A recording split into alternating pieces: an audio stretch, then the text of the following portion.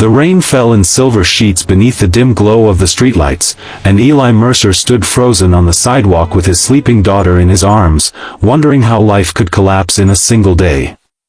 12 hours earlier, he had lost the job that kept food on their table. 12 hours later, he was kneeling beside a stranger injured on an empty roadside, unaware that fate was about to reveal a truth that would change both their lives forever. Before we begin this unforgettable journey, take a moment to like this video, comment below where you're watching from, share this story with someone who believes in kindness, and subscribe to the channel Heart Kindness Tales if you believe that even in the darkest moments, compassion can open doors we never imagined possible.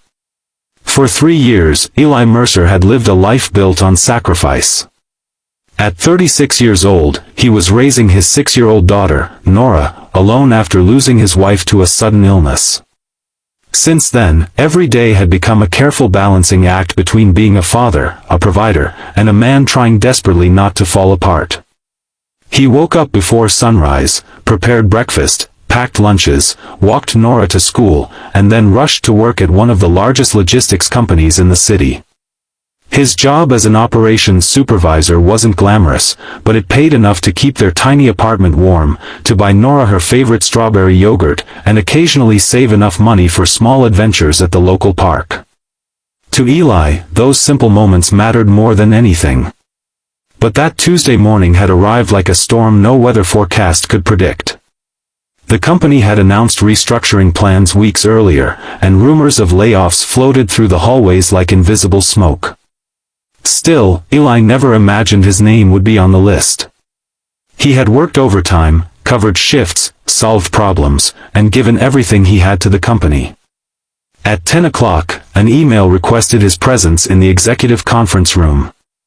20 minutes later, he walked out carrying a cardboard box containing family photos, a coffee mug decorated with Nora's handprints, and a termination letter. Budget reductions. Operational efficiency. Corporate restructuring.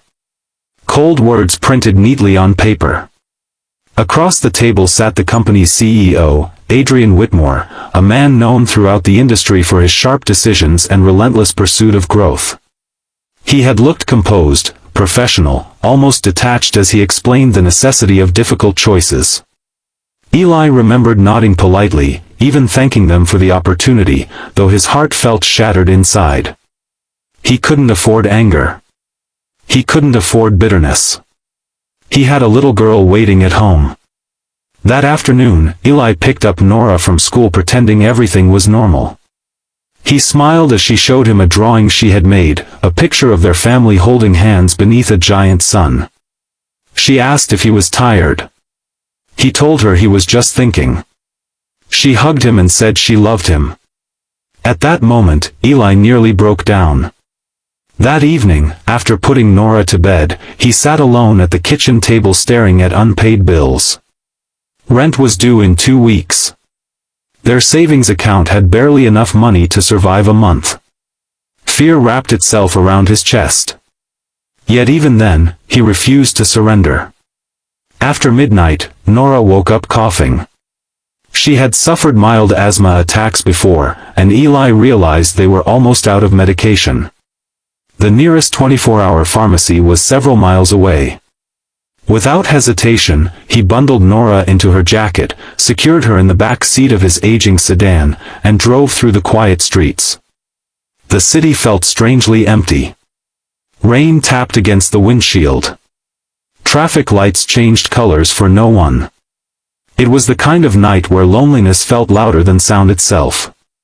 As Eli turned onto a less traveled road near the outskirts of town, his headlights illuminated something unexpected.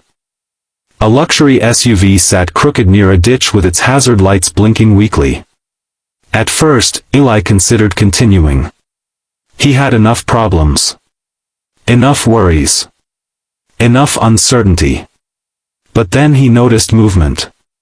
Someone was lying near the side of the road. His instincts took over immediately. Parking his car safely, he glanced back at sleeping Nora before stepping into the rain. A man in his late 50s struggled to sit upright. Blood trickled from a cut above his forehead, and his expensive suit was soaked from the downpour. Eli rushed forward. The man appeared disoriented. His phone lay shattered nearby. Apparently, he had swerved to avoid hitting a stray dog and lost control of the vehicle. There was no one else around. No passing cars. No witnesses. Only darkness, rain, and a stranger in need. Eli removed his own jacket and draped it over the man's shoulders. He retrieved a small first aid kit from his vehicle and carefully cleaned the wound. The injured man seemed surprised. Almost embarrassed. As if he wasn't accustomed to receiving help. Eli reassured him, helped him into his car, and decided to drive him toward the nearest urgent care clinic.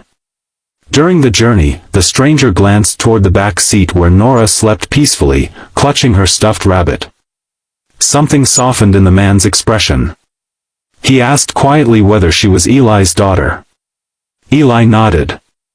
He shared pieces of his story. Not to seek sympathy.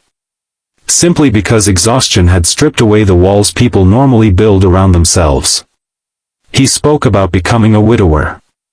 About learning to braid hair despite never imagining he'd need to. About